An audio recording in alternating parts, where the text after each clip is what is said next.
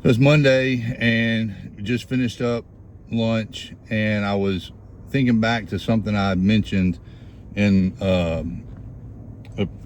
previous video when I was talking about the groups of people, the types of people that I'm most concerned about getting into the restaurant business, and it was people that had a large sum of money for a variety of reasons. They had a large sum of money and they were jumping into it, and I referenced something that I want to explain a little bit more because I didn't really articulate very well what I meant. And I said that the first year is and I think I may have said like your first year is like that chance to make an impression, and it doesn't necessarily get easier into the second and third year.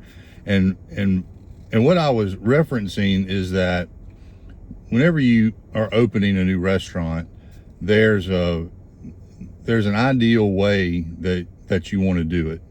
And if you've never done it before, it's sometimes it's counterintuitive isn't the right word, but it's easy to hear the ideas of how you want to open and dismiss it because there's a lot of upfront cost involved. I worked for Ruby Tuesday for years and was part of a team that went around and opened stores in different locations, and also for a smaller regional chain here in the Southeast, and did the same thing, not as extensively as with Ruby Tuesday. And one of the things, and if you've been in the corporate restaurant business, you will have experienced this as well. But those 2 weeks leading up to the opening of the restaurant is very busy. Of course, you have a full week of training in the restaurant for front of the house, back of the house, everybody, and you're overstaffed. So you have way more people than you're going to end up needing, and that's expensive. There's a lot of cost involved with that. And then a lot of restaurants in those, the 3 or 4 days prior to opening, if they're planning on opening on a Monday, then a lot of times on a Thursday, Friday, Saturday, they will have a VIP time or a soft opening, they may call it, where they invite certain groups of people to come into the restaurant and eat at no cost.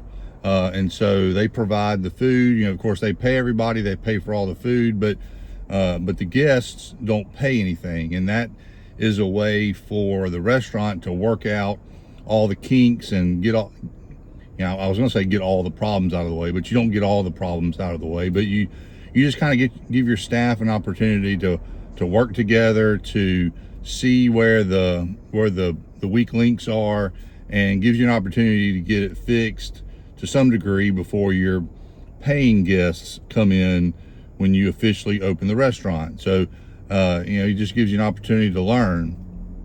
And if you don't have that experience and you are opening a restaurant, it's hard to convince somebody that they need to spend $25,000 for those 2 weeks of really intensive training. When you're training your kitchen staff, like, you have to cook the food you during the training process. I mean, you can't just tell them how to do everything. You have to show them, and that costs money. Not only are you paying the people hourly, but you're also paying for the food. When you're training your servers, you're not, during that training portion, you're not paying them the normal server wage, which is reduced from minimum wage, but you're paying them a training wage, and so it's expensive. And then on those 2 or 3 nights where you have guests come in and eat with you without charging them, you have all the food costs on top of that, and you're paying your wait staff more than normal. But they may get tips. I mean, some of the guests leave tips, and some restaurants may handle this differently in terms of how they pay their wait staff on those evenings or those shifts when they do that kind of soft opening or VIP opening. But if you don't do that, if you are trying to save that money, I mean, if it's a good sized restaurant, it may cost you, like I said, $20, $25, $30,000, if not more. There's a high probability that you're going to stumble out of the gate. That those first few weeks after you open, you're going to encounter all the problems that you would have encountered in those shifts prior to opening. And what that does is it's a bad impression, not just on guests, but it also creates a lot of stress for your staff, who are new. A lot of them, obviously some of them are experienced, but not all of them.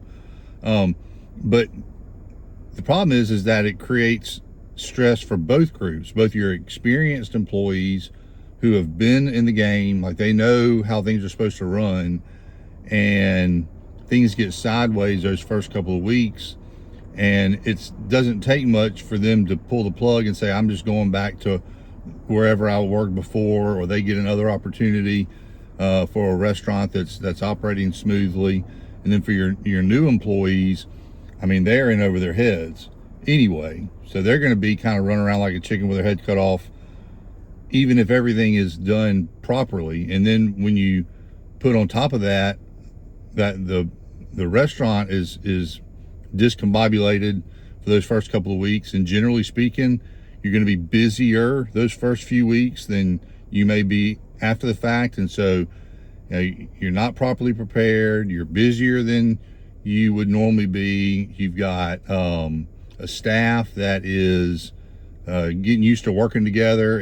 A lot can go wrong, and so you lose employees, you lose customers. And the thing about losing customers, and it's not just in the restaurant business, but it's this way, like with your investment accounts, right? If you lose 20% out of your investment account, you don't get back to even if you gain 20%. If you lose 20%, you have to gain more than that. You have to gain 25% to get back to break even. And so when you stumble out of the gate, and those first few weeks you have issues, whether it's food quality, service quality, whatever it may be, you have to work even harder. Like, so you have to improve even more than you disappointed people to be able to fix that. And the problem is that when you have that rough opening, it creates a lot of mental stress on management and ownership, because they haven't experienced that before, and they may not really know how to fix it. And so you lose 10, 15, 20%, maybe more of whatever value you have of those customers that would have come back, and you may improve those next several months of after opening. You're going to get better, but you've already done a lot of damage. And just because you improve doesn't mean that you're still doing a good job. And so it just puts you in stress mode that first year. You always feel like you're playing catch up. About 15 years ago, I took over management of a restaurant for a gentleman who had sunk a lot of money into buying and converting a building into a restaurant. And I don't know exactly how much he invested in that purchase and conversion, but it was several $100,000. I don't know if it was $300,000, $400,000, but it was a pretty sizable investment. And in a previous video, I mentioned that that first year you're going to anticipate having to put money into the operations to keep it going, some months.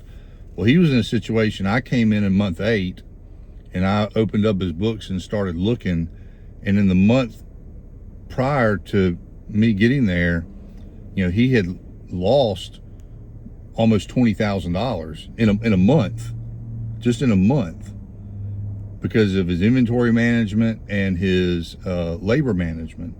And so, I mean, I think in the last video I said, you may have to put $50,000, $75,000 a year into it.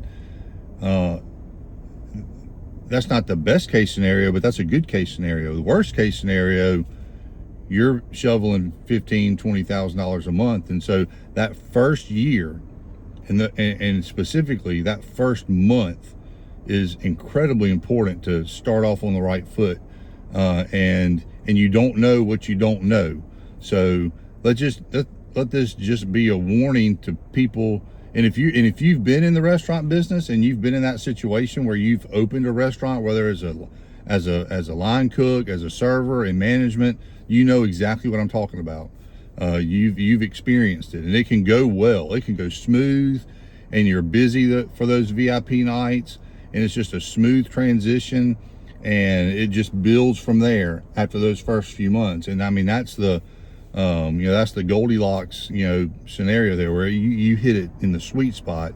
But it takes a lot of planning and foresight, and that's difficult to have if you don't have any experience doing that. So so just a word of another clarification of what I'd said in a previous video. So take care.